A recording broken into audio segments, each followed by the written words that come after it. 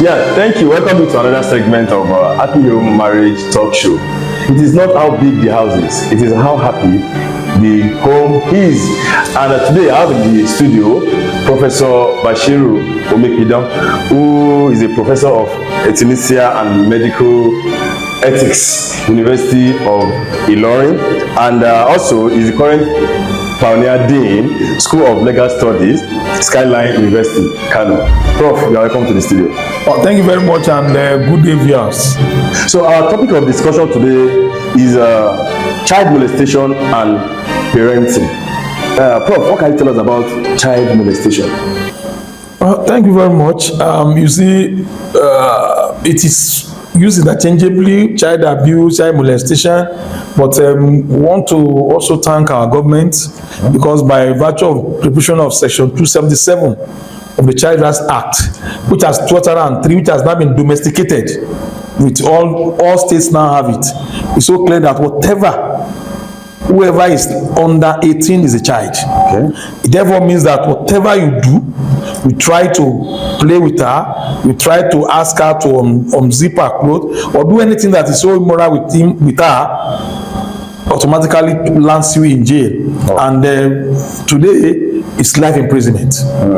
Because it is taken that the girl is a minor without her consent. If you sleep with her, it's rape. And that is life imprisonment. Even though it is for a mature person, it's within 14 years imprisonment. Okay. But for a child whom we look at as elders, as our future of tomorrow, it's life imprisonment. And there are so, in fact, in the last 1 week, 77 years old, 75 years old, called for the filing, proved guilty, straight life imprisonment. Thank you, Prof. Just like you rightly said, that is child molestation has to do with abusing a minor. But why talking? You're actually using the word her. What are the common misconceptions when it comes to child molestation? Well, you see, people believe that no, the father cannot do it, the brother cannot do it, sister cannot do it, it's outsider and the rest of them. If it's called that from researches, you find out that a man has done it with his wife's sister, has done it with his housemaid, has done it with a passerby, and the one recently in Lagos was by a security man, 75 years old. And then the girl was sent by his by father to go and buy something, and this man had but as a baby she was in school, and then she was feeling pain. It was one of our colleagues who now told the teacher that this is what's happening, and they caught the man, they activated the man, and the man is smiling in the gallows now. Wow. Life imprisonment. Life imprisonment. How can parents or guardian identify potential molester, since you cannot really tell who a molester is? I think it boils down to reparenting. Okay. It is dangerous for you to leave your 5, 6, 7, 8 year, even 10-year-old girl at home and say you are coming with nobody at home, when you know that there are some young men who you cannot really determine their moral ability or whose character is in question around you, particularly when there are no friends. Face me, face you. Please take care of my child, I'm coming. And it's very, very clear. So in these cases, we expect that whatever you do, like our parents when they were young, if they are going to the market, we are there in the market. We don't stay at home, whether a male or female. So we must take adequate care of our children and then monitor them very well. Do not allow them to be among strange men. Even if you have relations at home with men, do not allow your daughter or whatever, who is a girl, minor, whatever, to stay so long with that man anywhere. You must, as much as possible, ensure that you maintain decency and try to make sure that you have time for your kids. For those who are just joining us, we're actually discussing child molestation and parenting. And with us today in the studio, we have Professor Bashiru Omipidan, who is a professor of euthanasia and medical ethics, University of Ilorin, and currently the Pioneer Dean, School of Legal Studies, Skyline University, Kano.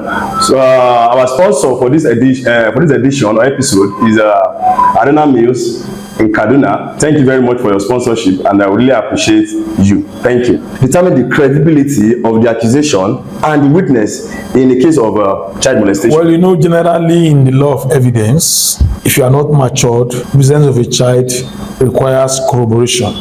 In the sense that there must be an independent evidence of a mature person or who is also minor, who can say clearly it happened. For instance, a clear case is the case of the 75-year-old security man I was telling about. The girl, being not is a minor, I think about 6 or 7 years, gave a very clear evidence. This is the man who did this to me. And then her friend, who was in the class, whom she related something to, said to the headmaster of the school, also said these are enough corroboration. So once the child speaks, I can identify the person who does it, and then there are other, even if where there are no corroboration, it's so clear. In most cases, they don't deny. They don't deny. It's very most for the past few months now. They have admitted that they did because the minor has been able to identify the person who did it. So thank you, Prof. When it comes to child molestation, people believe it's only a man that molests female children or female child. But I've seen cases where some adult lady, a female, also abused, and that's about sometimes also about 7 years or so. If you molest a boy, okay, who is a minor, around 7 years or thereabout, it's an offense. Okay. We've seen a female teacher, not in Nigeria, who got pregnant. Got pregnant for. In fact, well, let's go to maturity now. And National State University, the lecturer there got pregnant by a student. So sometimes you find ladies too molesting male. If the guy is not free, is not the perfect. Just a minor, teaching him how to do this, to do that. So it happens. It's an offense too. Okay. It's an offense too. So, but you know, the one that is most prevalent is man to woman. And what is shocking and disturbing these days is that 75-year-old defiled 4-year-olds. I don't know what is happening. What can you give to our viewers who are actually watching us out there? Particularly, this is a very challenging period in Nigeria. Okay. Challenging because everything is hard, everything is difficult. But I just believe that in spite of difficulty, we should allow our integrity to be intact. Yes, from my house, I have no food. Send my baby to go and collect food from somewhere. Notwithstanding that somebody is helping you, you must not allow your child to remain there odd hours. In those days, there have been so many young girls that have been defiled, impregnated with this olden days film. You want to go and watch film, and then you sleep off. The girl is coming 1 a.m. So many things are happening. So generally, I think we should be more prayerful, take care of yourself, be contented. Contentment is very important, and teach our children to be contented. At a very small age, I know that I don't go to anybody's house to watch television. And I want to give you this before I go away. Nigeria was to play a football match. My dad knows I love football. We had TV had issues. We're trying to go and watch from our neighbor. And then it was about 1 a.m. when I woke up, my mom said, your dad said, if I'm your father, you dare not go out. I didn't go out. How much are we respecting our parents today? How much are our parents really exerting that power? We don't even have time to do that. So that is it. Thank you very much. So what advice do you have for parents when it comes to preventing their children, protecting their children, most especially from caregivers, teachers, and the rest? Well, let me just say first and foremost, the greatest problem we have, the cause of this thing is poverty. 5, 6, 7, 8-year-old, 9-year-old, hawking.